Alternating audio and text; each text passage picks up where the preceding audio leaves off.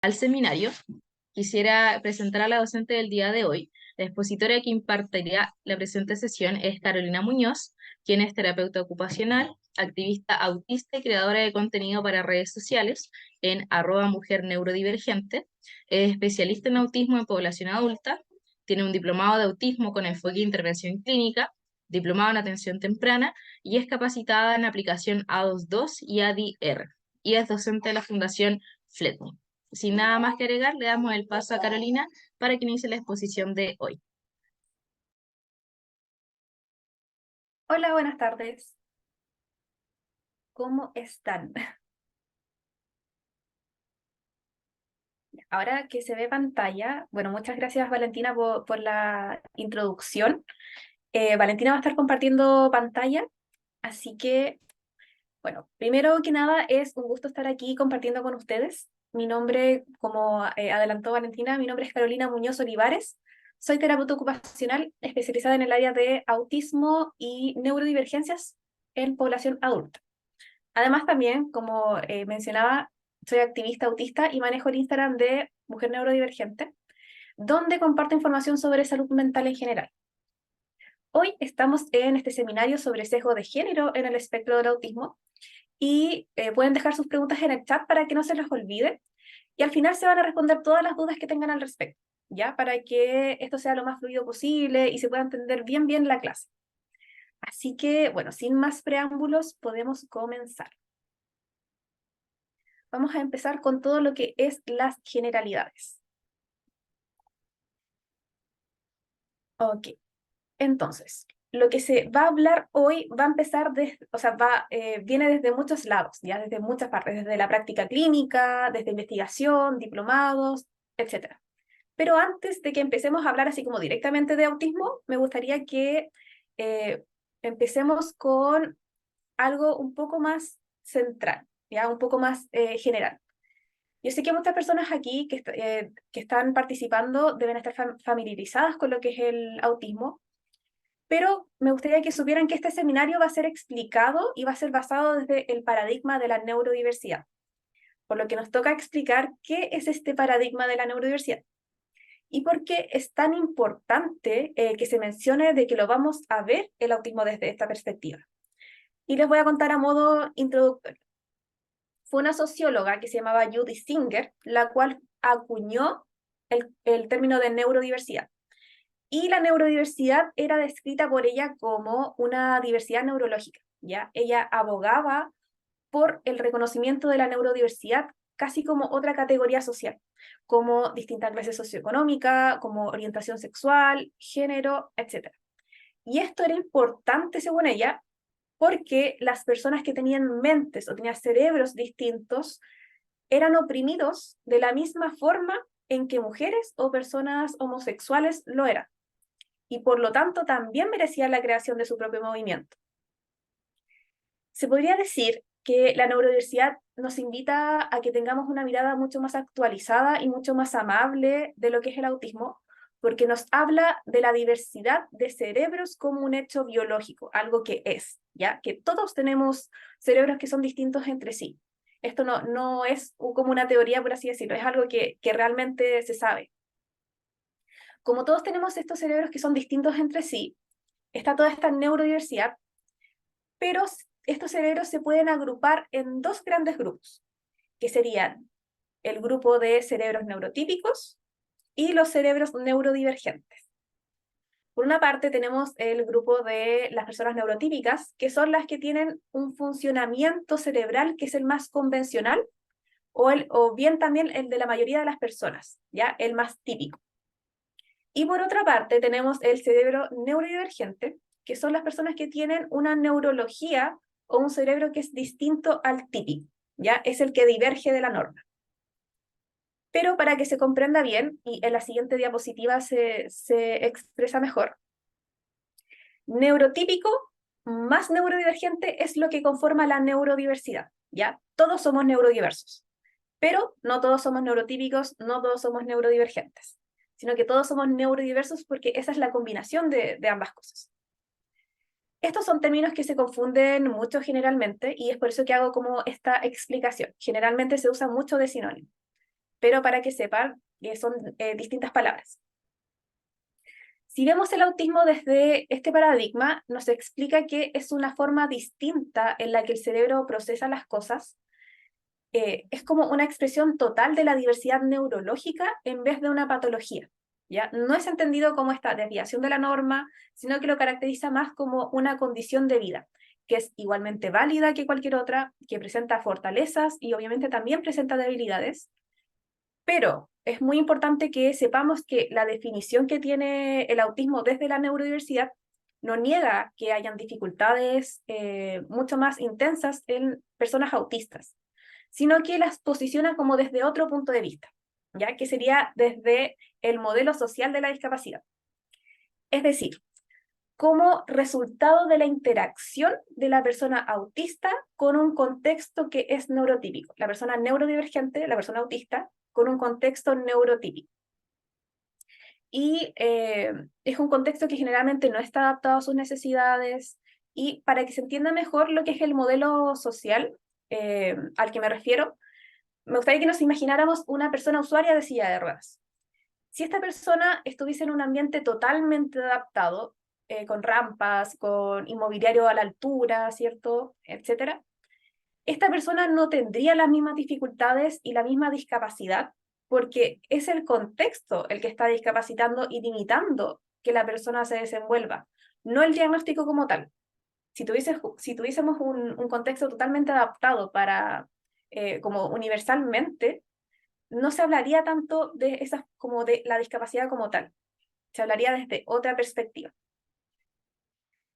Este paradigma es muy importante ya que trae muchísimos aportes consigo, que también se muestran en la siguiente diapositiva.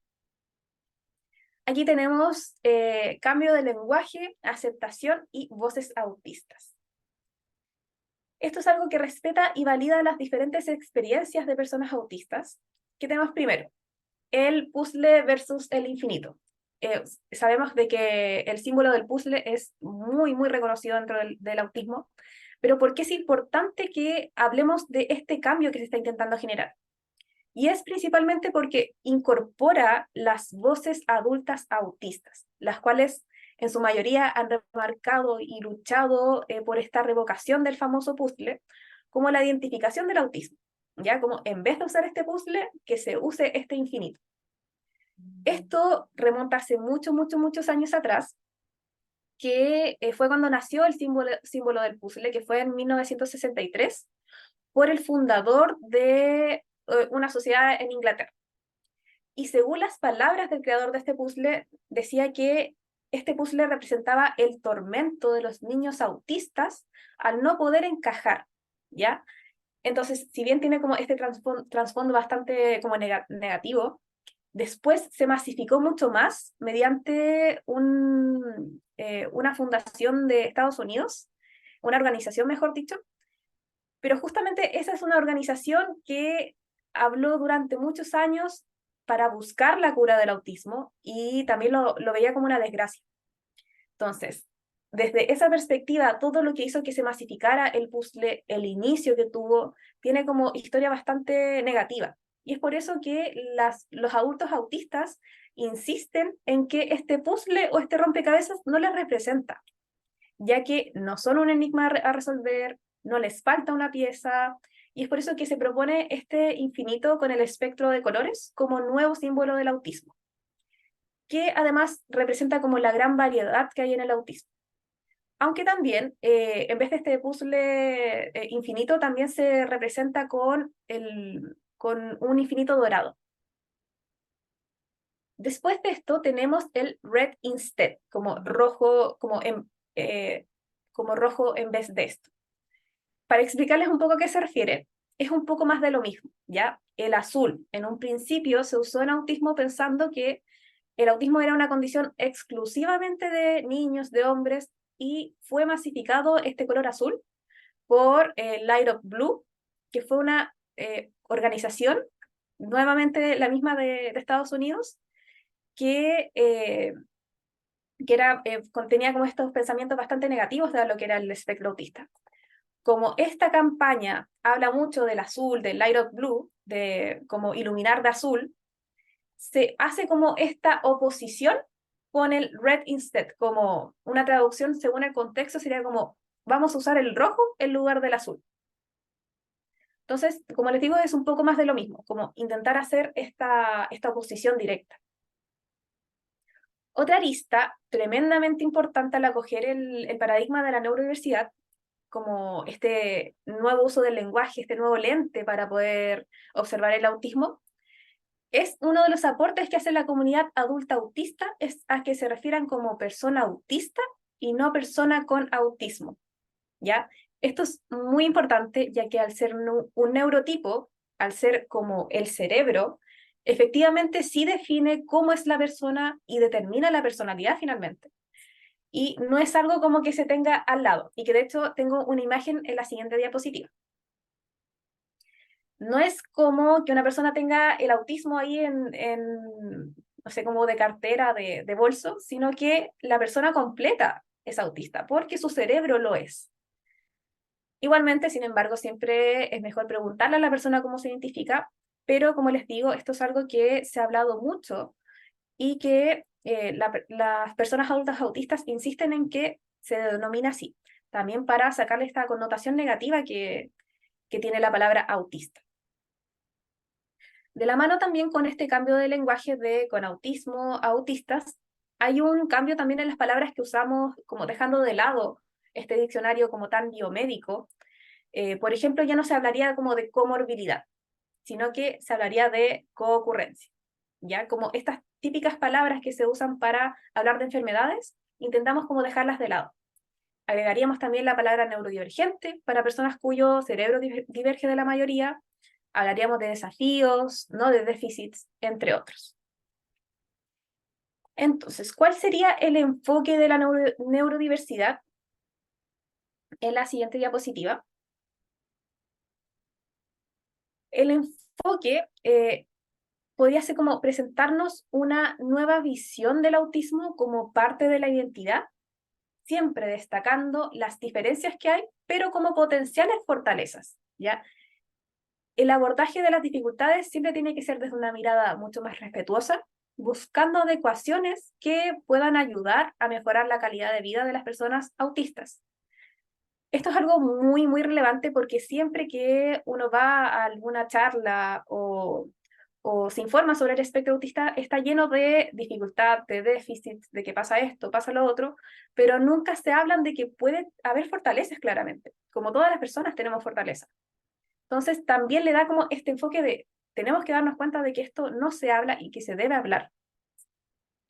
Eliminar el capacitismo se refiere, el capacitismo es esta discriminación que existe a personas con discapacidad y también promueve el orgullo autista como aceptación de la identidad y que pone énfasis en escuchar a las personas autistas, que se centre más como en el bienestar de estas personas y no en rehabilitarles, no en convertirles casi en una persona neurotípica porque no lo son.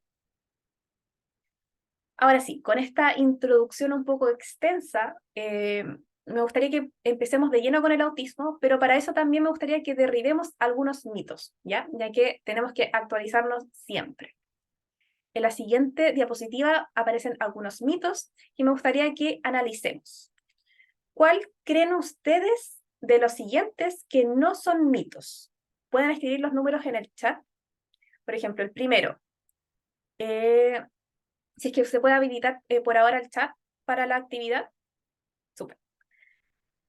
El primero tenemos, el autismo es una enfermedad del neurodesarrollo. Segundo, todas las personas autistas son solitarias.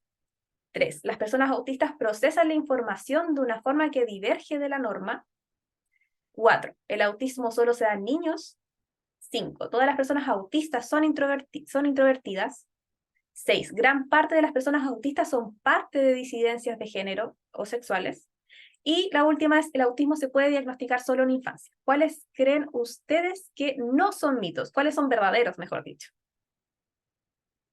Bueno, aquí veo 3 y 6. Aquí veo un 7, 3 y 6 verdadera, todos son mitos. La 4. Bueno, veo hartos 3 y 6. Ya. 3 y 6, 3, 6 y 7. Ok, entonces, en la siguiente les voy a mostrar como cuáles son en verdad. Cuando las personas escuchan la palabra como autismo o autista, la mayoría suele formar una imagen que está llena de sesgos, ¿ya? Se ha caricaturizado mucho el ser autista, ya que por lo general siempre se imagina como niños más callados, inteligentes o que viven en su propio mundo, y efectivamente es el representativo más popular del autismo, en televisión, en el cine, y es el que más vende claramente, pero muestra una imagen súper reducida de lo que es realmente el espectro autista, ya estableciendo que la figura de una persona autista es hombre o es niño, es blanco, es heterosexual, es cisgénero, es inteligente, es poco empático, es tímido, es introvertido.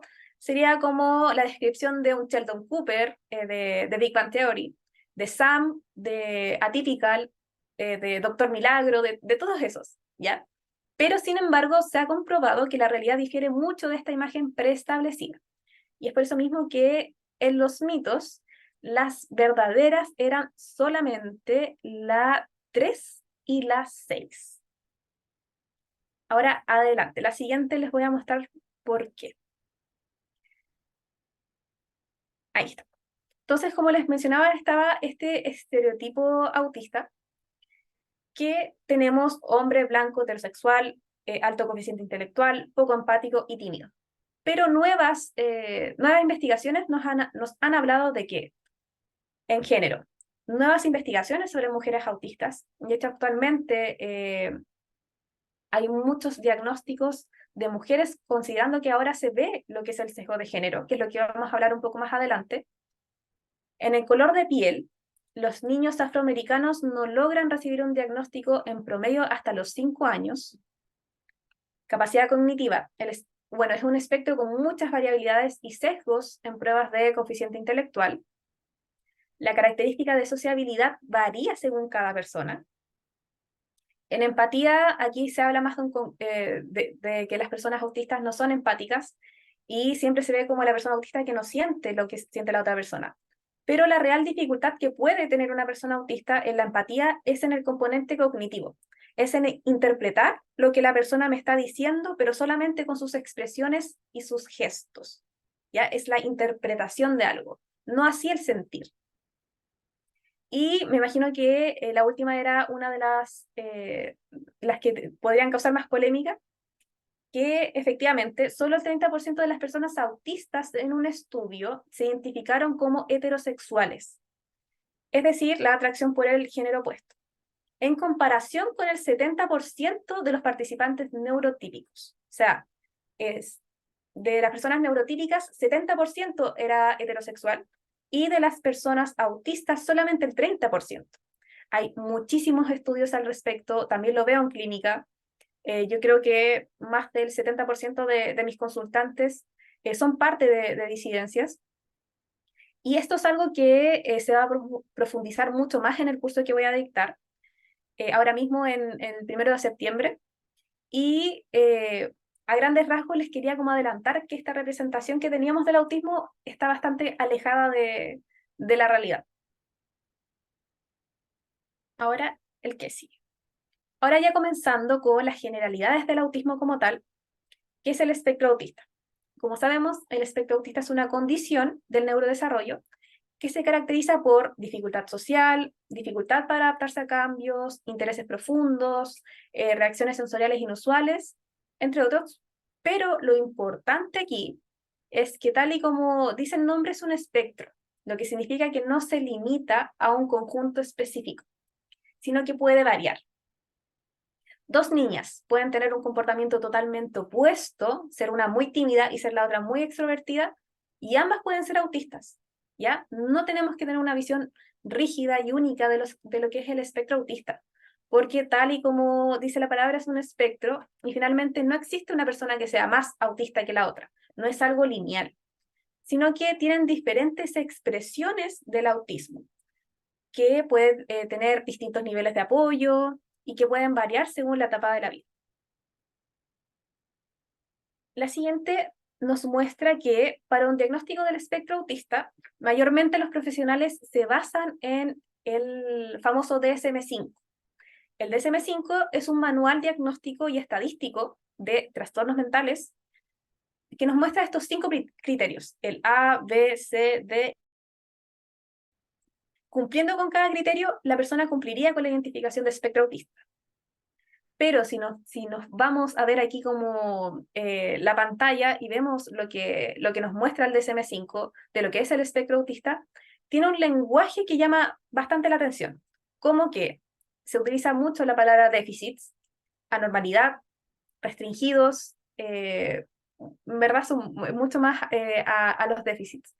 Por lo que, ¿por qué no hacemos este cambio que yo les estaba comentando según la neurodiversidad, como para hacer un poco más respetuoso y amable el concepto de espectro autista?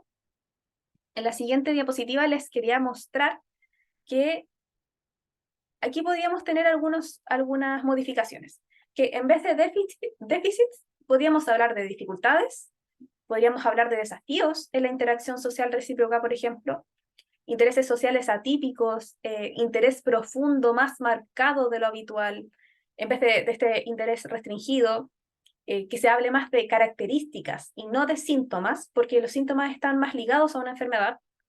Y bueno, sé que para muchas personas, muchos profesionales también principalmente, esto es lo de menos. Pero quiero recalcar que el lenguaje sí crea realidades y sí impacta efectivamente a la autopercepción de la persona. Y bueno, un tema que actualmente se está hablando un poco más, que es cómo se refleja entonces el espectro autista en la adultez. Bueno, como les mencioné anteriormente, como de este estereotipo del autismo, ¿cierto? Como que retrataba a un niño, hombre, heterosexual, cisgénero, etc. ¿Por qué siempre que hablamos de autismo decimos niños autistas? No pensamos mucho de que estos niños crecen y que estos niños se convierten en adultos, por lo que los criterios no se van a expresar de la misma forma, ya que obviamente varían según el ciclo vital. Esto no quiere decir que el autismo sea distinto, sino que varía la forma en la que se expresa.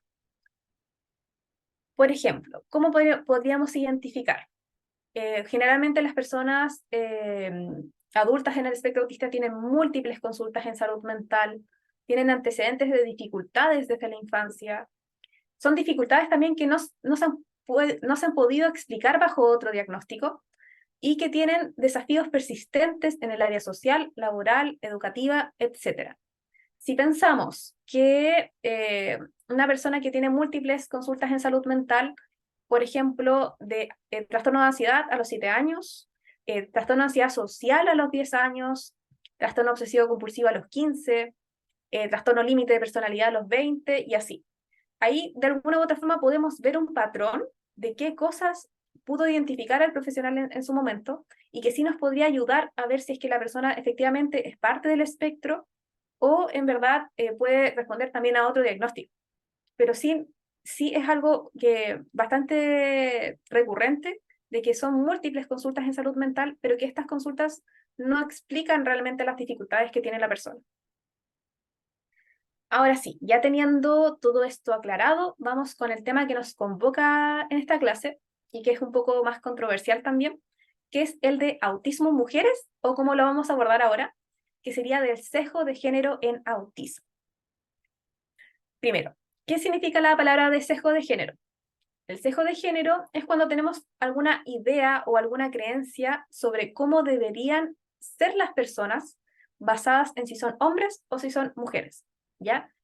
Estas ideas hacen que tratemos distinto o de manera diferente a las personas y que tengamos expectativas distintas sobre lo que pueden hacer según si es que son hombres o si son mujeres. A eso se refiere el sesgo de género. Y con esto dicho, ¿realmente existen diferencias entre el autismo en mujeres y en hombres? Esto es más que nada una perspectiva y no es una crítica hacia quienes lo puedan considerar de otra forma. Y de hecho pueden haber personas que efectivamente hablen del TEA femenino, pero les quiero invitar a que consideren este punto y adopten el que más les parezca, finalmente. ya que cuando hablamos de autismo y como autismo en hombres, autismo en mujeres, pone una perspectiva bastante binaria de todo. Todo es como muy hombre, mujer y listo. Cuando la sociedad está bastante lejos de ser binaria. Con eso dejamos de lado disidencias como personas intersexuales. eh, y para explicar esta parte me gustaría basarme en dos grandes neurocientíficas que se dedican principalmente a esto. Primero tenemos a la científica Daphna Joel, que en el 2019 realizó una investigación para confirmar que el cerebro finalmente podía ser catalogado como intersexual, como un surtido de características que socialmente se catalogan como femeninas y masculinas. En la siguiente diapositiva tengo más información al respecto. También tenemos a Gina Ripon, que también es neurocientífica, que expuso que al momento de nacer, el cerebro de un recién nacido tenía las mismas características anatómicas con idéntica capacidad de neuroplasticidad, independiente del sexo asignado al nacer. Pero que la exposición ante estímulos que son designados según el género era lo que provocaba este cambio en la personalidad o actitudes que se denominan como más femeninas o masculinas. De hecho, se habla de que si se toma un cerebro al azar, nadie podría saber si realmente corresponde al de una mujer o al de un hombre. Ripon también nunca niega estas escasas diferencias de base biológica que existen en hombres y mujeres, pero enfatiza más que es la capacidad de plasticidad del cerebro, que no tiene sentido hablar de los cerebros como órganos que son establecidos y que son así, porque estos pueden cambiar, ¿ya? Este es un rasgo distintivo del cerebro, que es esta extrema plasticidad, y que implica que es un órgano muy, muy sensible a la influencia, y en particular en la infancia. Entonces, si la información de nuestro ambiente está llena de prejuicios de género, esos estereotipos lo van a moldear, ¿ya? Un mundo finalmente definido por género va a producir un cerebro definido por género. Y aquí también en la pantalla les quería mostrar que existen diferencias, claramente, que son bastante pequeñas, y no hay un patrón consistente que distinga claramente de este cerebro femenino a uno masculino, ya que, como les dije, todo está como compuesto de un patrón de muchas cosas distintas, y que si el ambiente está impregnado por esta idea de género, en el sentido de que se espera distintas cosas de diferentes personas, entonces sí las va a conducir por caminos distintos, porque nuestros cerebros siempre van a estar intentando adaptarse a toda costa. Así, por ejemplo, si se espera que una niña sea como muy agradable, el cerebro va a ayudar a que ponga todo su esfuerzo en eso, pero no en destacarse en la clase de matemáticas, por ejemplo. En resumen, en esta parte, si bien hay alguna variación biológica en el cerebro según el órgano sexual, esto está vinculado y directamente influenciado por las hormonas y otros, pero las diferencias que hay son muy minúsculas.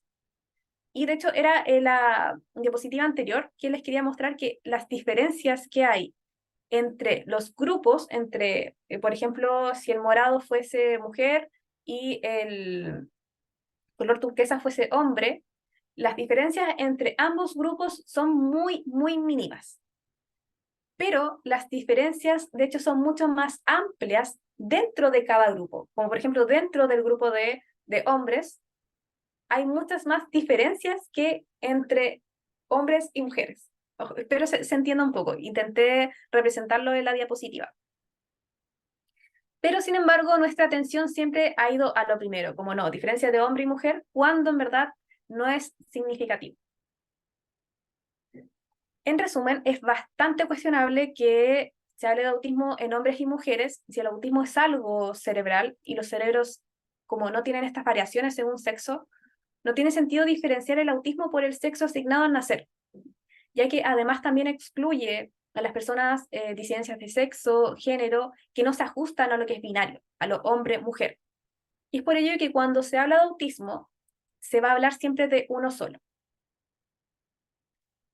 Ahora, en la siguiente diapositiva, les quería comentar que lo anterior, todo lo que les mencioné, no va a negar de que las personas con sexo asignado a nacer femenino no sean diagnosticadas tempranamente. Esto es algo que pasa y pasa mucho. La edad de diagnóstico de autismo en mujeres es mucho más frecuente en adolescencia y en adultez. Y bueno, en práctica yo he atendido a mujeres de 60 años, las cuales durante toda su vida se sintieron extrañas o que no encajaban con sus pares, pero después se dieron cuenta como que efectivamente eran autistas. Generalmente son mujeres sobreadaptadas, que se exigen autocontrol, pero que presentan crisis emocionales en contextos que sean más seguros, como en la casa. Tienen episodios depresivos recurrentes, ansiedad, y existe un claro contraste con las personas de sexo masculino, los cuales pueden tener un diagnóstico e intervención muy temprana, que tienen adaptaciones, y es por eso que nos preguntamos de por qué es así, por qué pasan tan desapercibidas las mujeres y las disidencias autistas. El sesgo de género, como les estaba diciendo, en la identificación de características acordes a autismo en mujeres, se basa en las expectativas que presenta una sociedad que es marcadamente patriarcal sobre cómo se comporta una mujer, ¿ya? Y es por eso que se normaliza mucho a una niña que es tímida, una niña que es muy callada, que es mucho más nerviosa, introvertida, porque son las conductas más problemáticas las que llaman la atención.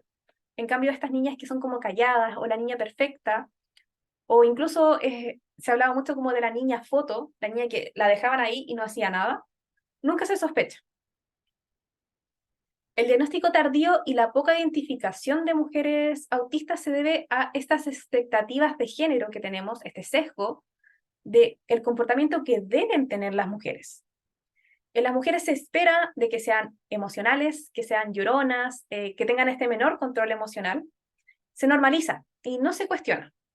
Pero si vemos a un hombre que llora todo el tiempo, es ahí como cuando llama la atención.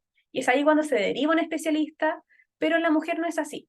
Y es por eso que se habla de sesgo de género. El autismo en personas con sexo asignado al nacer de mujer no se consideraba, a un punto de que su prevalencia antes se pensaba que cada 4 hombres una mujer era autista. Pero estudios recientes han demostrado que es realmente cada 3, e incluso se ha hablado de que es de cada un hombre autista una mujer es autista. Y eso dejaría a millones, millones de mujeres y disidencias sin un diagnóstico, ¿ya? Pero ¿por qué es esto aparte del sesgo de género? Y es porque los instrumentos de evaluación, e incluso los profesionales, están entrenados para identificar rasgos de autismo en población infantil principalmente, y también en población masculina. Existe efectivamente el sesgo del evaluador. No es que las mujeres no tengan señales, que no tengan rasgos, sino que uno está enfocado en ver todo esto en masculino, porque así se nos enseñó, porque es todo en niños y masculino. De hecho, el proceso diagnóstico estaba tan masculinizado que desde un principio se creía que el autismo era solamente de hombres, por lo que las pruebas estandarizadas también iban principalmente a una población masculina. Otra de las razones por las que las mujeres autistas son diagnosticadas tardíamente es que los intereses profundos, o llamados intereses restringidos en DSM-5, son socialmente más aceptados y normalizados en la población femenina. Como pueden ser, por ejemplo, la lectura, bandas musicales, animales, etc. Nadie cuestiona o se preocupa ante una niña cuyo interés profundo es Taylor Swift, por ejemplo. Pero debemos considerar, ¿estamos viendo a esta niña bajo una mirada sesgada por la expectativa de género? Porque ahí tenemos que pensar como, ¿qué hace esta niña con el interés? Como, ¿cuánto tiempo realmente le está dedicando? Por eso, si los intereses son comunes o socialmente más aceptados, tenemos que pensar si es repetitivo su comportamiento, y no es que los pares neurotípicos no puedan tener intereses así, pero los intereses autistas son mucho más intensos, y de alguna u otra forma sí han podido interferir en, ya sea como la interacción social, en actividades de la vida diaria, etc. Tenemos que ver la cualidad de esto. Y ya por último, de todas estas razones de las diferencias que tenemos, una de las más importantes son las estrategias y sobreexigencia que tuvieron que aprender para ser socialmente aceptadas. Son estrategias en base a la sobreadaptación, a tener que adaptarme a una situación aunque yo no quiera ni pueda, tengo que hacerlo, e imitar comportamiento social, que eso es el enmascaramiento. ¿Qué es el enmascarar? El enmascarar es un camuflaje social que realizan las personas autistas y especialmente las mujeres con diagnóstico tardío, que puede ser tanto consciente como no. Esto intenta ocultar las dificultades y comportamientos como más autistas, por así decirlo, para así encajar en una sociedad neurotípica. De alguna u otra forma es ocultar la personalidad de uno para ser percibido como neurotípico y que no se note que tengo estas dificultades, que no se note que soy diferente, ¿ya?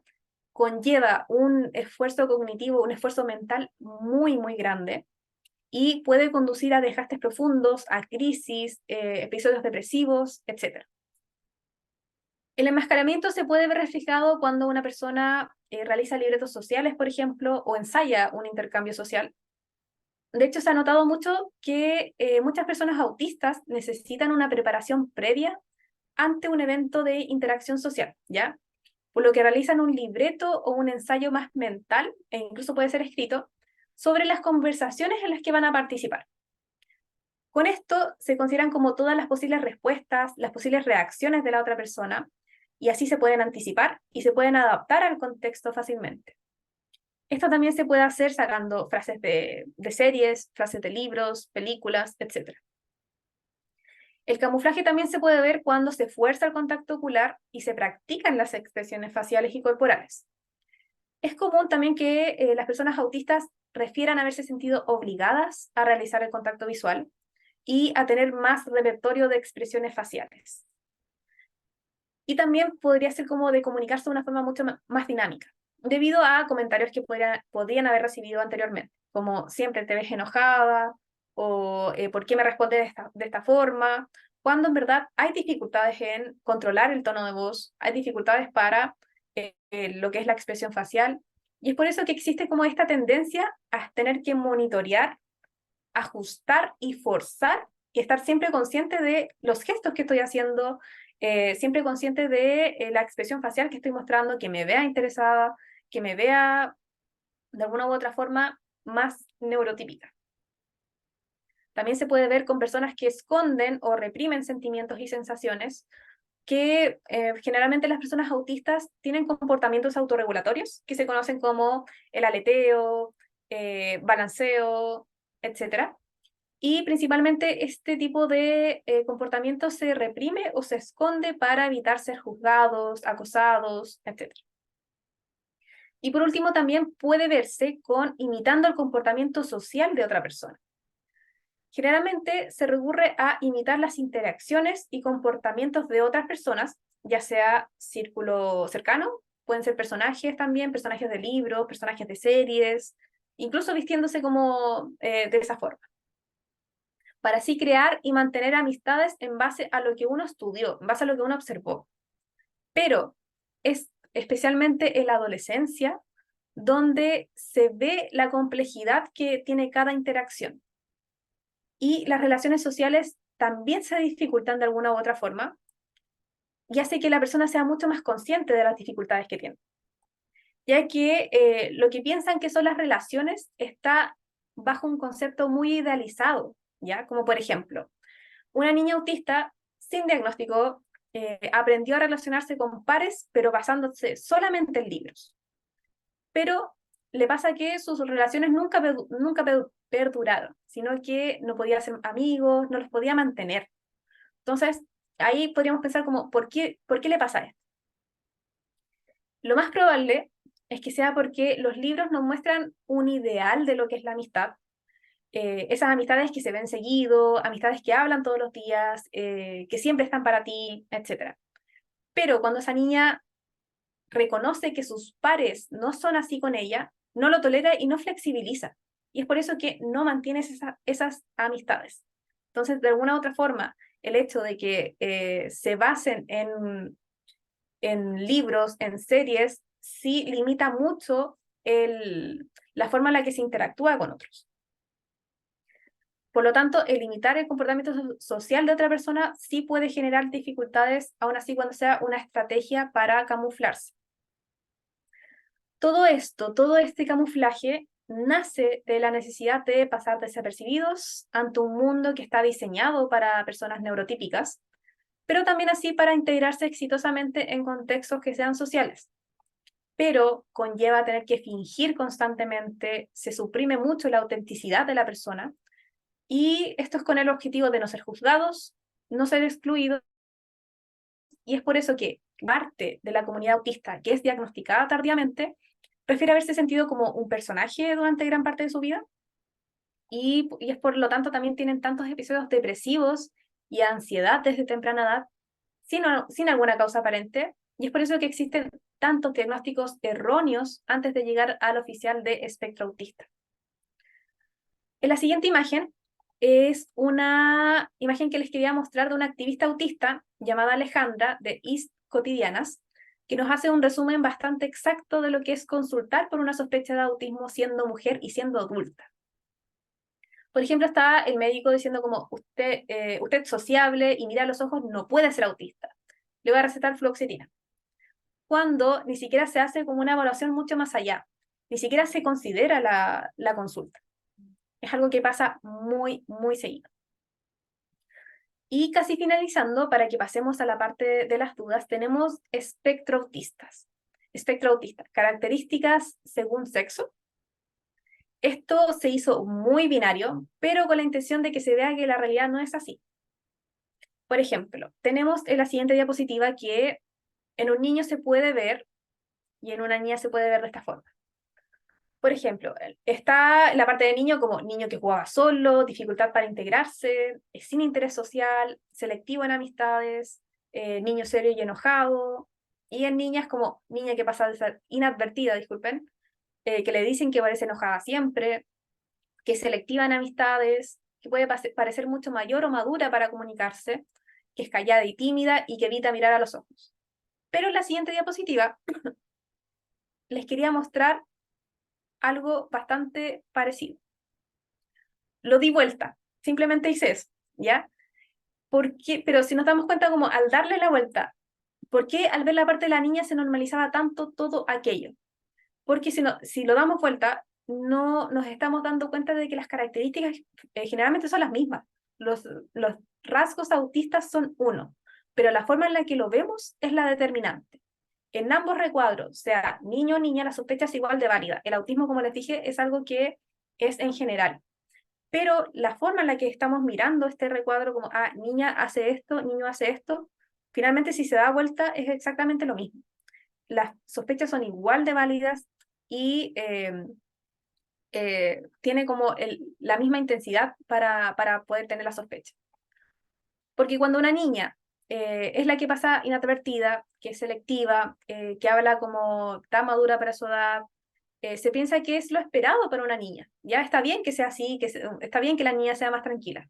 Pero si le pasa eso a un niño, es como, ahí es como cuando no está llamando la atención.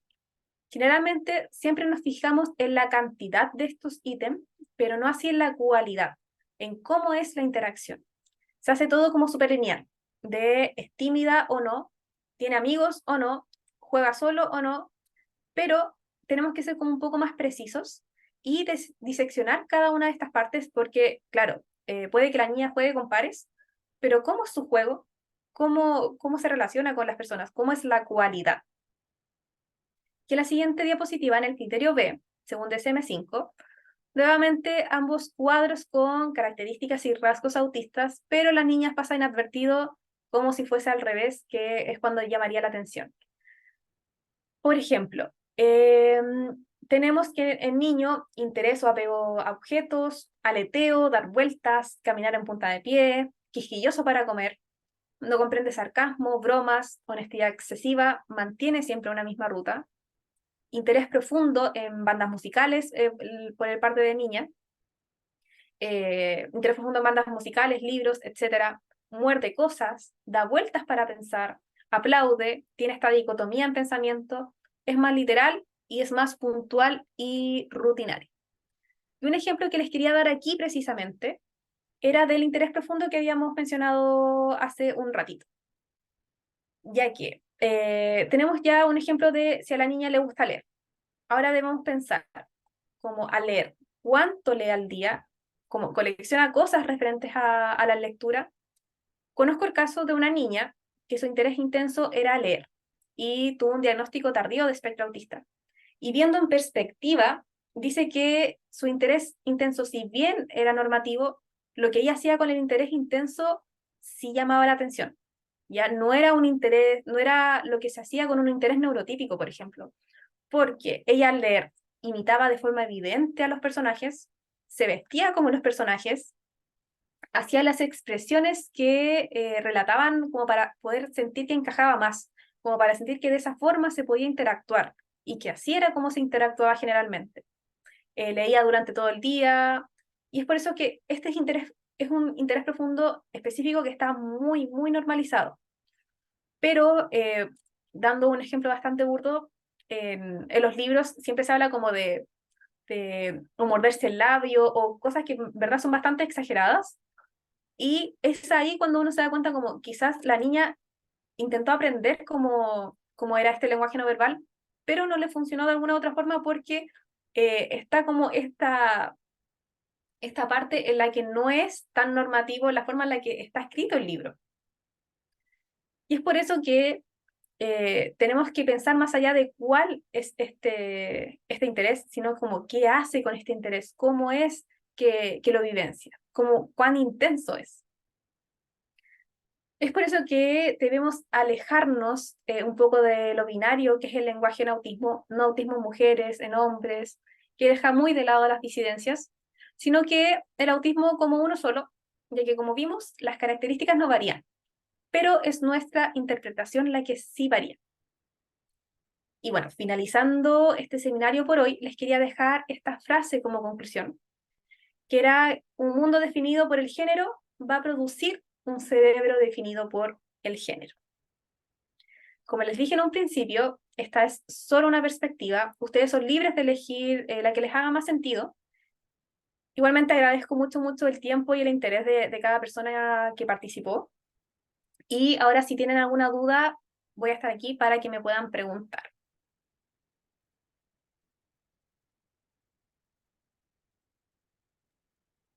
Como lo habíamos mencionado, vamos a dejar deshabilitado todavía el chat, pero vamos a partir con las preguntas por orden. Entonces, como le había comentado al principio, ahí pueden levantar la mano en las reacciones y así yo también les habilito la posibilidad de desmutearse. La primera persona es Nicole Carvajal.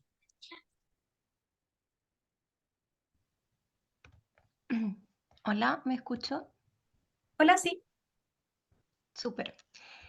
Quería preguntar respecto a lo de la empatía cognitiva, que decía como empatía cognitiva y afectiva. No me queda tan claro la diferencia que puede tener una persona neurotípica en la empatía con una persona autista en esta empatía, como esta diferencia, ¿cierto? Que mencionaba. Así que lo pudieras como explicar un poquito, porfa. Gracias. Bueno, generalmente igual ahora en cosas mucho más actualizadas del espectro autista sí se habla también de la doble empatía, hay muchos conceptos nuevos dentro del espectro autista, pero específicamente en eh, la empatía siempre tiene estos dos componentes. Hay un cuestionario, de hecho, online que se llama Cociente de Empatía y que hay un puntaje que es el rango como para personas neurotípicas, como el promedio, por así decirlo, pero las personas autistas tienen un promedio mucho más bajo, que es 20 aproximadamente, cuando las personas neurotípicas tienen 35, 40 aproximadamente. Y la diferencia de esto es que la empatía cognitiva es algo que generalmente son las personas autistas las que tienen dificultades ahí, ya como eh, en interpretar lo que la persona me está queriendo decir, pero sin que me lo diga, ya como ya veo una persona enojada, que tiene el ceño fruncido, pero yo no estoy entendiendo de que está enojada porque no me lo está diciendo directamente. Entonces, obviamente, no voy a considerar los sentimientos porque ni siquiera sé que están, porque me cuesta identificar o traducir lo que me está queriendo decir solamente con sus expresiones faciales. Esa es la empatía cognitiva, ¿ya? Es como un proceso mucho más mental de poder interpretar lo que nos está queriendo decir con cosas que no sean palabras. Es decir, que en el momento que esta persona logra interpretar, ahí ya puede generar una empatía como relativamente igual o parecida a la de una persona neurotípica, porque ya logró interpretar. Es que en ese caso sería como la empatía afectiva, que según algunos estudios no hay dificultad en la empatía afectiva en personas autistas, como en esto de sentir lo que la otra persona siente, sino que se mantendría como dentro de lo esperado. Como ya entendí lo que me estás queriendo decir o me lo dijiste directamente, claramente ahora puedo empatizar de alguna forma. Igualmente, como es un espectro, sí hay personas que también pueden tener dificultades en el componente afectivo, pero es mucho más general que sea en el cognitivo específicamente, no en el otro. Ujú. Muchas gracias, me quedó súper claro. Seguimos con Verónica Lizárraga.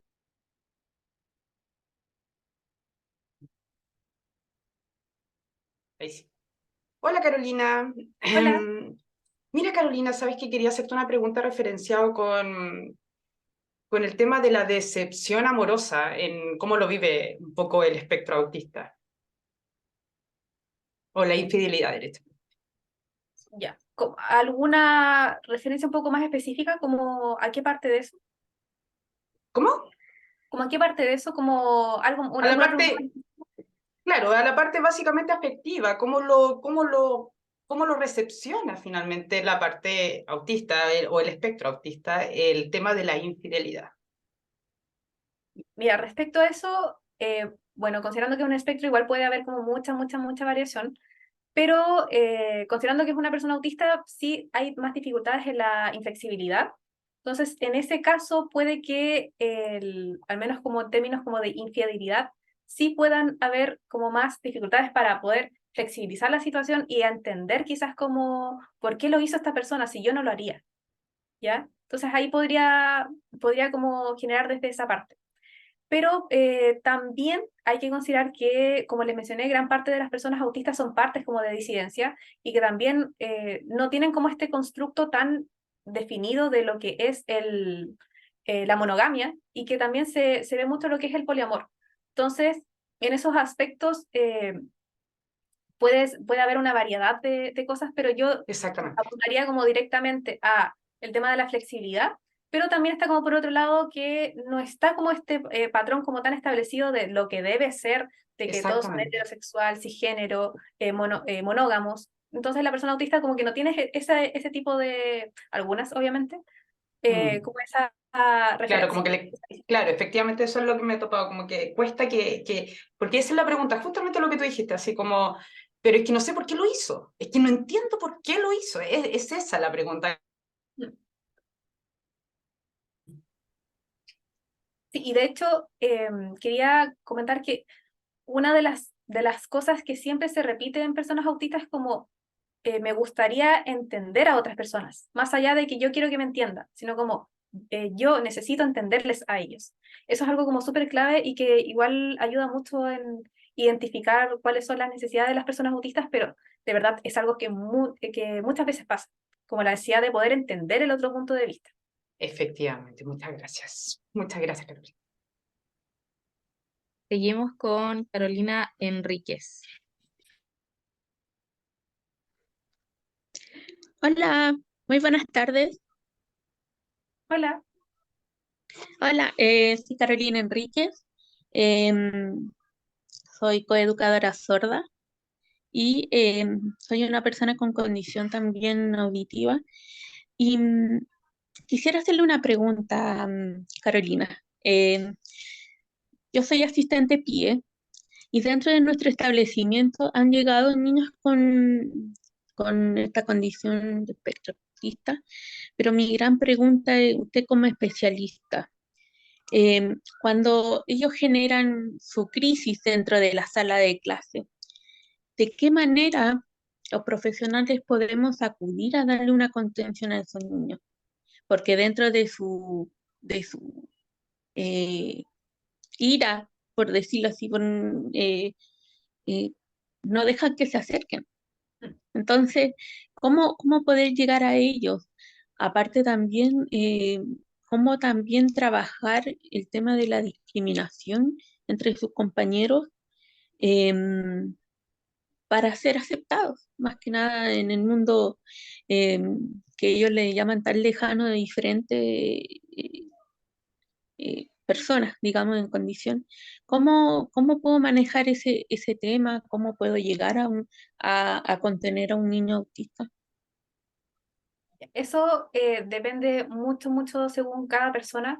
Igualmente en personas, en autistas hablantes, es mucho más sencillo porque sí pueden comunicarnos como qué es lo que necesitan. En muchas ocasiones, algunas de las crisis, lo principal es identificar qué es lo que ocasionó la crisis para que esa crisis quizás disminuya y también otorgar como un espacio que sea adecuado para una crisis, ya como ojalá tener como algún tipo de colchoneta, un espacio que sea seguro para que en el caso de que la persona autista tenga algún tipo de reacción más autolesiva, pueda tener un espacio mucho más seguro, un espacio protegido, ya sea en el ámbito sensorial, ojalá sin tantos estímulos, intentar quizás, dependiendo de lo que necesite la persona, como les digo, depende también de la confianza que uno tiene con la persona y si realmente lo quiere, sirve mucho algún tipo de contención proprioceptiva, como apretar un poco más a la persona, ver si es que de esa forma se puede regular, pero como les digo, es algo que no puede hacer cualquier persona y que siempre es ideal Exacto. de que se pregunte antes si es que la persona quiere ser tocada finalmente. Entonces, al menos temas de crisis son bastante complejos, pero lo que más recomiendo siempre es que ojalá se tuviese un espacio seguro dentro de un establecimiento, ya sea trabajo, universidad, colegio, en el que la persona autista pueda tener una crisis ahí segura, como que, no, que se sepa de que ese es su lugar seguro donde no va a tener algún tipo de daño, donde no va a tener algún tipo de estímulo que les pueda estar molestando, para que después como de forma cooperativa puedan ir viendo qué es lo que ocasiona esa crisis. Un proceso muy introspectivo, pero que sí puede apuntar hacia dónde podemos después ayudar para esa crisis. Otra consulta, Carolina. Por ejemplo, una profesional me dijo que, por ejemplo, usaban como especies como de toalla y que lo hacían como, por decir algo, una cuerda y como que lo abrazaban al niño con esa toalla, como para él sentir que estaban con él más que nada en el momento. Pero yo encuentro que igual usar una toalla o algo que pueda contenerlo, lo encuentro, no sé, a lo mejor estoy hablando de forma ignorante, a lo mejor. Igual es como complicado porque usted no sabe de qué reacción puede tomar el niño, pueda pasarlo a llevar, pueda ocasionar otro tipo de accidentes. Em, en esa parte estamos como súper al debe como tratar a estos niños y la verdad de las cosas que lo otro que me quedó en la duda que se me olvidó, se me olvidó lo que quería preguntarle más. Em, en cuanto a la alimentación, eh, a veces hay papás que concurren a llevarlo a colegios de integración, donde ellos se puedan socializar dentro, digamos, de lo que más se puede, pero en la parte de alimentación, ¿qué tipo de alimentación ellos pueden tragar, por ejemplo, un pan entero? Hay algunos niños que no pueden comer todos los alimentos como un niño normal. Mira, respecto a lo primero que me dijiste, tampoco estoy como tan de acuerdo a lo que me mencionaste como el tema de la toalla, pero principalmente por esto que te había dicho, de que si no se le pregunta a la persona qué es lo que quiere, realmente es bastante como nocivo ir y tocarlo. Puede que la persona no lo quiera y que sea mucho peor de alguna u otra forma que reciba algún contacto táctil. Entonces, yo al menos esa parte la vería como ya después, como para poder conversarlo con el niño, como qué necesitas tú o qué puedes ver tú que necesitas cuando tienes estas crisis. Como quizás quieres que te toquemos o prefieres estar más solo. Yo eso sería como respecto a lo primero. Y respecto a lo segundo, el tema de alimentación en personas autistas es variado totalmente. No hay un perfil que diga como todas las personas autistas pueden comer esto o no pueden comer esto, para nada. sí, en todo caso, hay mucha selectividad alimentaria en espectro autista que tiene que ver con las texturas que tienen los alimentos. Entonces, si hay algunas texturas que las personas autistas no las van a comer, pero no es algo que sea general, como que todas las personas autistas no coman esta textura. ¿Ya? Igualmente, eso en algún momento se vuelve un problema principalmente para los padres que buscan que el niño coma de todo, pero como que casi no tenga alguna preferencia.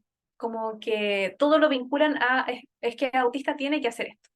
Pero finalmente, al ser autista sí puede tener preferencias claramente, y si no quiere comer algo, o si esta selectividad alimentaria le está diciendo como, no quiero comer esto de esta forma, y obligarlo a hacerlo, también puede ser bastante dañino. Perfecto. Y la última pregunta, para que mis otras colegas puedan hacerle una pregunta también. He visto que dentro de esta problemática de condición, los niños se dan vuelta de forma circular y miran el cielo y se dan vueltas hasta que llega a un punto, perdón, que dejan de hacerlo y después como que hacen otra cosa y me llama mucho la atención porque no se marean. Mm. Y dentro de su normal, de su condición es normal. Eso es algo totalmente del área sensorial, ya es una búsqueda vestibular que está a grandes rasgos está como un patrón hipovestibular. El tema de lo vestibular es saber la posición que tiene nuestra cabeza en el espacio, tiene que ver con el mareo, con ese tipo de cosas, pero cuando una persona tiene hipovestibular, sí busca como marearse, sí busca mucho más este tipo de estímulo, girar en la silla, como tú me dices, como girar sobre sí mismo, es como buscar este input vestibular porque lo necesita para poder regularse. Ya esto es algo como bastante común en cosas sensoriales, no necesariamente como en espectro autista. Muchísimas gracias, muchísimas gracias. Seguimos con Daniela M. Hola, Carolina. Hola. Bueno, agradecerte tu tiempo y tu exposición. Mira, tengo una consulta que de pronto es como para saber tu consideración y es porque yo también soy evaluadora, socióloga de profesión, entonces desde ahí como investigando el instrumento también como tal para poder ampliar los sesgos. Entonces quería saber qué aspectos consideras importante ampliar sobre el sesgo o prejuicio, ¿cierto? Sobre la variable de la empatía en el autismo, considerando que es una variable que se evalúa directamente en el instrumento y que también para mí tiene mucho que ver que la construcción social, la exigencia, los parámetros sociales educativos, eh, digamos, dentro de la estructura patriarcal, en el género femenino converge a que la persona se comporte, sienta de ciertas, tenga ciertas interacciones, sentimientos y emociones de alguna forma. Por tal, cuando uno tiene que ver la empatía, es como, y analizarla de una forma inusual, es como súper complejo. Entonces quería saber como qué aspectos consideras tú importantes como considerar bajo la idea de la evaluación y la empatía. Ya, mira, cuando yo evalúo temas como de empatía, siempre considero también cómo fue la empatía cuando era más niña, ¿ya? Porque muchas veces pasa, especialmente en niñas, de que se les obligó o que siempre tenían que estar como súper atentas a las expresiones de la otra persona porque si no la persona se enojaba.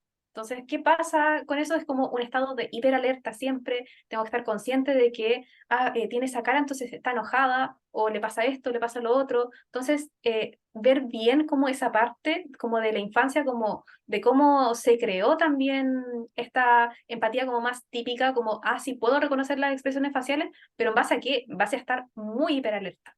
¿Ya? Eso es algo que siempre me llama mucho la atención y que siento que se debería siempre considerar como de cómo se formó quizás esta empatía, que quizás no es como tan característica de autismo.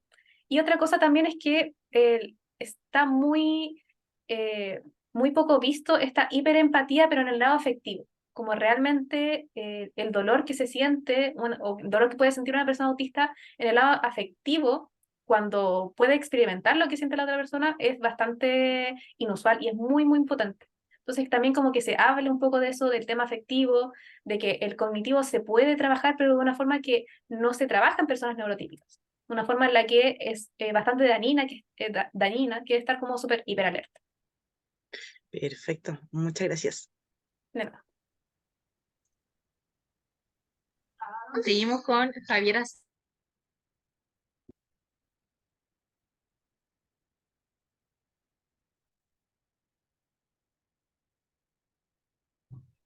Hola, ¿se me escucha? Hola, sí. Hola, soy docente de inglés de un colegio particular. Me gustaría saber tu perspectiva con respecto a, bueno, sé que dentro de los colegios hay que hacer adaptaciones curriculares y de evaluación a los pequeños y adolescentes dentro de este espectro, pero me gustaría saber tu opinión con respecto a cómo poder mejorar el ambiente sensorial de una sala de clases, porque tengo entendido que hay que hacer adecuaciones. Y la verdad es que no tengo idea cómo poder hacer adecuaciones, porque muchas veces el rol del programa de integración escolar está tan saturado, por decirlo así, que no hay como una comunicación efectiva entre docente y programa PIE. Entonces, desde tu perspectiva, ¿cuál crees que serían como esas adecuaciones sensoriales, por decirlo así, dentro de, por ejemplo, mi clase de inglés?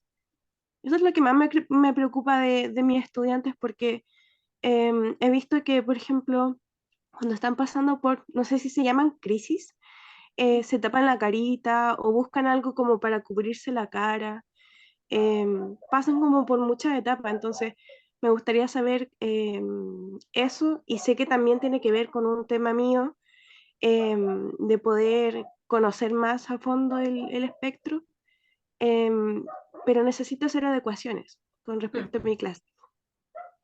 Súper. Mira, respecto a eso, lo primero que te podría decir sería un poco de normalizar lo que son las necesidades sensoriales, como dentro del espacio del aula de clases.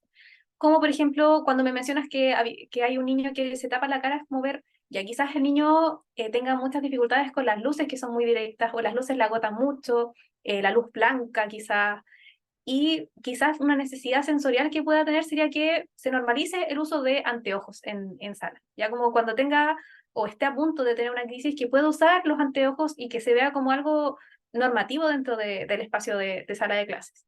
Además de esto, también considerando que el presupuesto en colegios tampoco es tan alto, se pueden hacer adaptaciones que son como más amigables, que sería como poner estas pelotas de tenis como en las patas de las sillas, porque si no suenan mucho las sillas al correrse.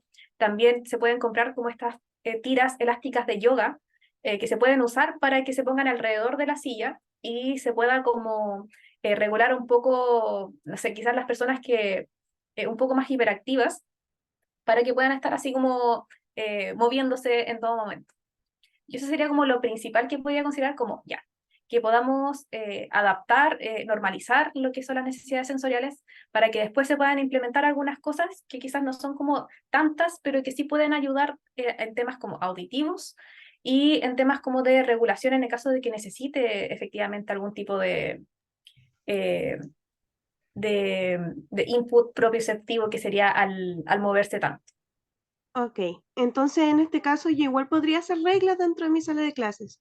En vez de Sí, correr la silla, levantar la silla, decirle ya chicos, vamos a levantar la silla, vamos a hablar un poquito más bajo. Esas también podrían ser como reglas, por decirlo así, en mi clase. claro, y también podría servir mucho anticipar lo que se va a hacer durante la clase. Como ya, en esta clase vamos a hacer esto, pero siempre se habla de que es muy bueno que se anticipe con imágenes, como pictogramas. Como ya, este va a ser la hora de recreo, pongo una foto de recreo, va a Ah, sonar ok. el timbre a esta hora, en la clase vamos a pasar estos tipos de cuestionarios. Ok. Y en caso de siempre estar como pendiente en caso de que hayan cambios, ¿cierto? Sí, sí, quizás, ojalá anticiparlo lo antes posible. Ok. Muchas gracias. De nada. Seguimos con Catherine Jara.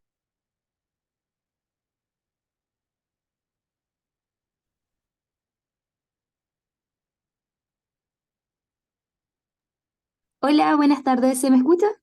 Hola, sí.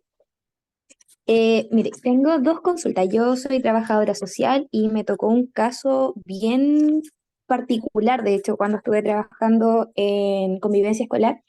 Resulta de que un niño, su mamá lo integró al colegio con un diagnóstico de TEA. ¿Y qué pasa? De que estaba firmado por un psiquiatra.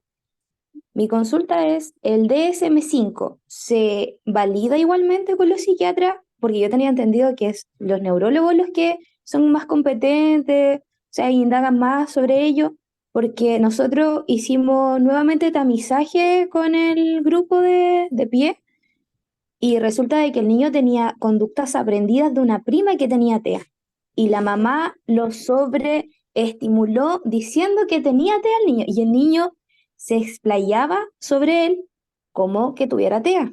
Pero ¿qué pasaba? Que había muchas cosas que no encajaban. Yo sé muy bien que todos los niños TEA son un mundo diferente, como hablaba hace poco usted, no es algo rígido, o sea, todos van variando, pero habían muchas cosas que el niño, obviamente que un niño con TEA no lograba hacer, pero él sí. Entonces, esa es mi duda, o sea, ¿cómo abordarlo? Nosotros obviamente hablamos con la mamá, el psicólogo, la fonoaudióloga, y la mamá no estaba cegada de que su hijo tenía TEA. Entonces mi consulta es, ¿cómo proceder en ese momento? Primero, respecto a lo que preguntaste, se supone que un diagnóstico de espectro autista lo puede confirmar o lo puede dar oficialmente solamente un psiquiatra o un neurólogo. Ya en ese caso sí estaría como válido el diagnóstico como tal. Respecto a lo otro, igualmente encuentro que es muy complejo porque ahí estaríamos como pensando en intervención de familia, ver qué opinan otras personas también dentro del círculo familiar.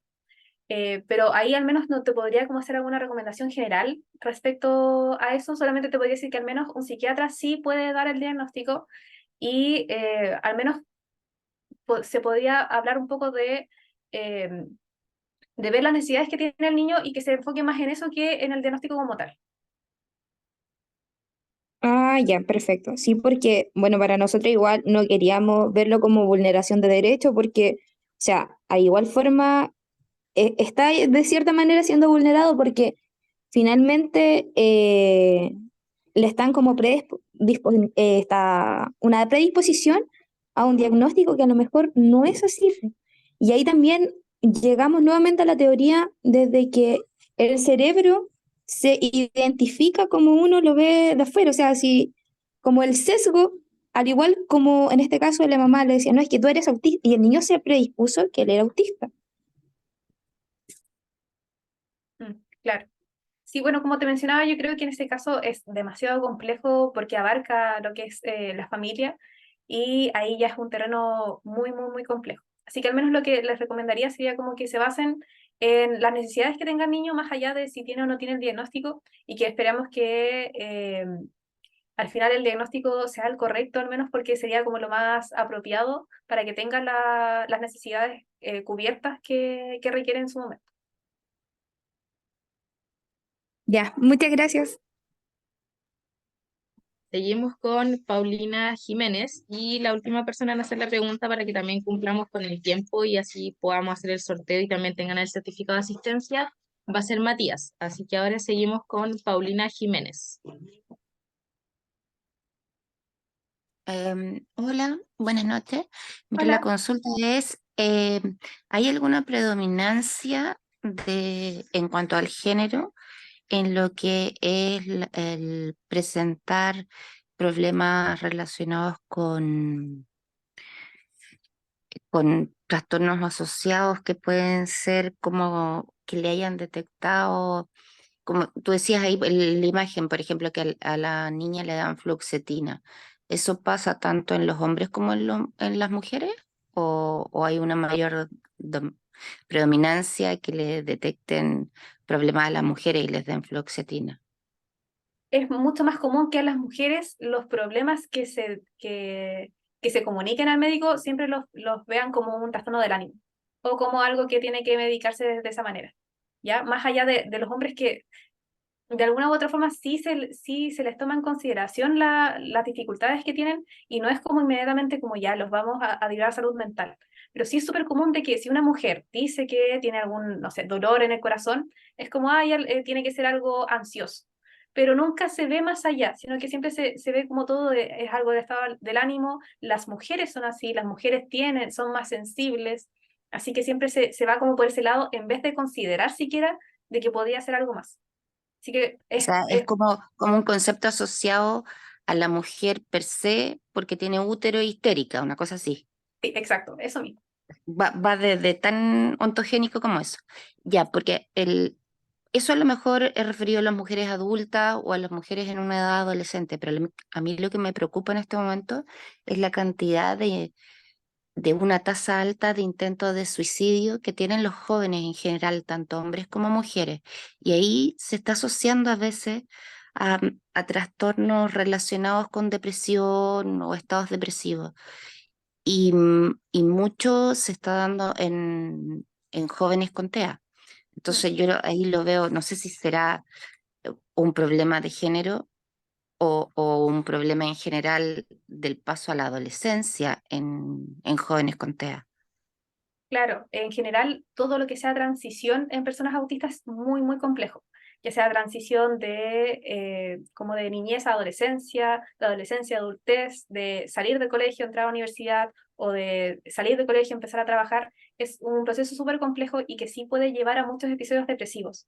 Y bueno, de hecho, no recuerdo exactamente el número, pero es muy, muy probable o es bastante común de que las personas autistas tengan pensamientos suicidas. Lamentablemente puede ser también por causas de exclusión escolar, haber sido víctimas de bullying, puede ser tanto como por factores externos como algún otro tipo de dificultad, como esto mismo que les digo, como la transición. Puede ser. O sea, sí, puede ser por el cambio de etapa y también que influye la parte hormonal de la transición en la adolescencia. Claro, todos los cambios que Pero conlleva también lo hormonal. claro, puede ser eso, sí.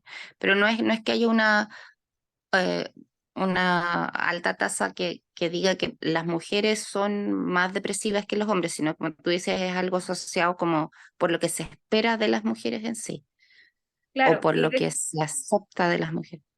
claro, y de hecho siempre se habla como de algo mucho más internalizante en las mujeres y mucho más externo en los hombres, pero es como lo que así se ha visto y que se dice que es así. Entonces, sí se ve de que las mujeres pueden tener como trastornos más depresivos y que los hombres tengan como estas conductas mucho más violentas, pero es porque sí es lo que se normalizó, Ah, porque es lo que se claro, espera, porque claro. está mal visto de que una mujer sea así, entonces siempre es como algo mucho más interiorizado. Pero igualmente son muchos estudios mucho sesgo de género finalmente, y que no ve Mm, realmente lo que podría ser realmente como el contexto bajo una mirada de solamente son personas. claro. O sea, eso yo creo que va en tanto personas neurotípicas como neurodivergentes. Sí, totalmente. Porque tanto las neurotípicas como las neurodivergentes tendemos a guardarnos en el caso de las mujeres muchas emociones y cargar como con muchas cosas por dentro y uno acepta que un hombre que se enoje lo exteriorice, como dices tú, a lo mejor con Mm. golpes, con rabia, con gritos, no sé, pues eso puede que sea socialmente más aceptable, pero estoy pensando en personas adultas, porque en los niños ya como que esa perspectiva en género va cambiando. Hay otra mirada de lo que uno acepta o no acepta, y de hecho uno le enseña a las niñitas desde chicos, no, esto no lo debes aceptar y qué sé yo. Esto está bien, esto está mal. Pero claro, son conductas que van quedando y uno como mujer tiende a- no le llama la atención que eso sea así, independiente de que Claro, está bien o no. Puede ser por eso, sí. Realmente las mujeres internalizamos y los hombres es como súper normal que lo externalicen. Tal vez por eso en los niños autistas se normalizaba de alguna manera, decía, bueno, es autista y por eso aletea, por eso se mueve, porque es niño. Y en las niñas se esperaba que estuvieran súper tranquilas y de hecho estaba pensando yo en las guaguitas que no lloran. Esas Mm, guaguas que dicen, no, que son súper, súper tranquilas, no lloran. Claro, no tienen ninguna emoción, entonces en realidad por eso no lloran. Y la claro, mayoría se diagnostican ahora tempranamente como autistas. claro, Pero como si fuera la un niña foto. niñito que no llora, claro, y si fuera un niñito que no llora, a lo mejor se preocuparían y pensarían, ah, capaz que sea sordo, capaz que sea, Sí, no sé, tengo un problema de lenguaje, pero no pensarían, es autista. claro, exactamente. Ok, me quedó súper claro. Gracias por tu respuesta. De nada.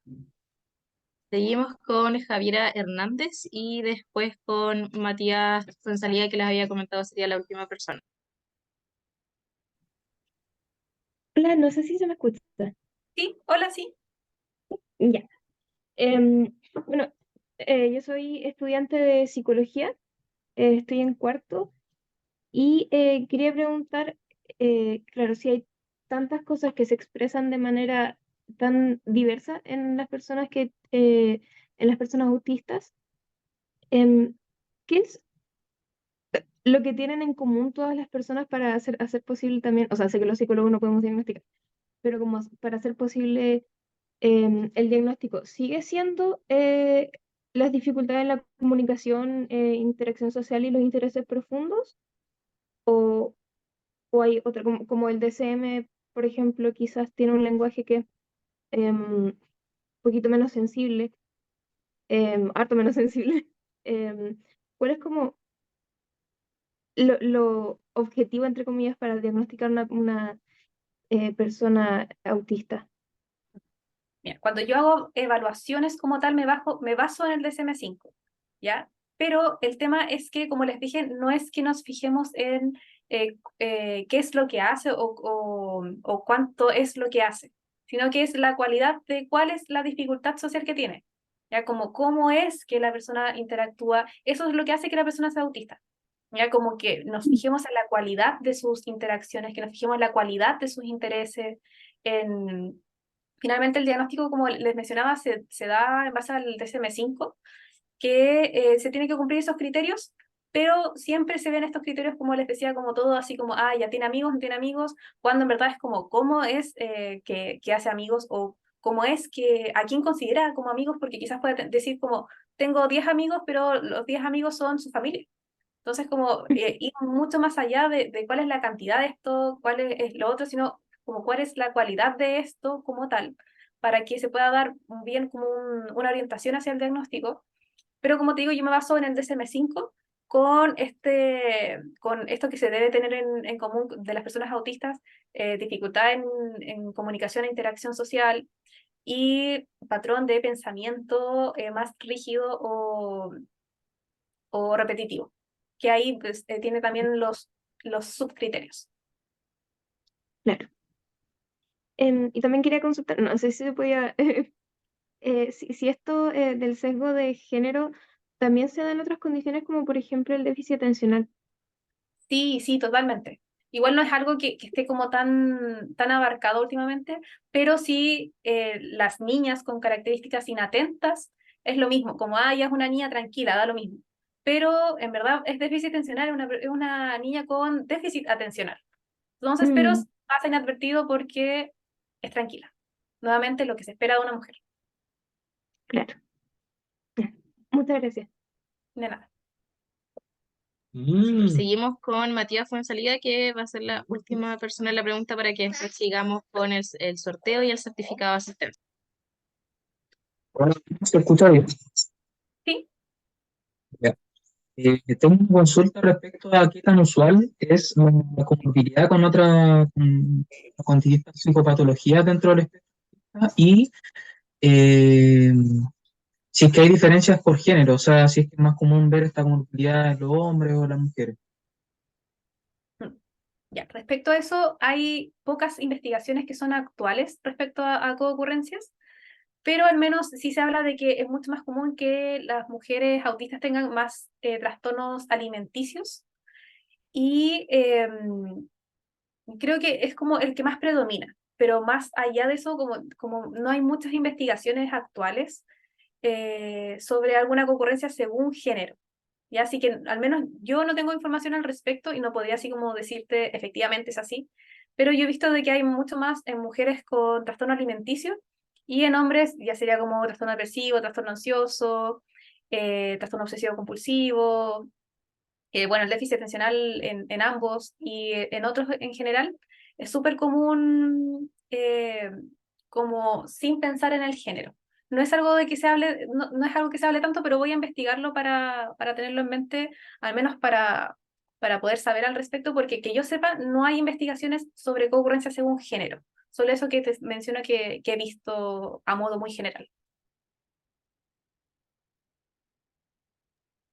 Gracias.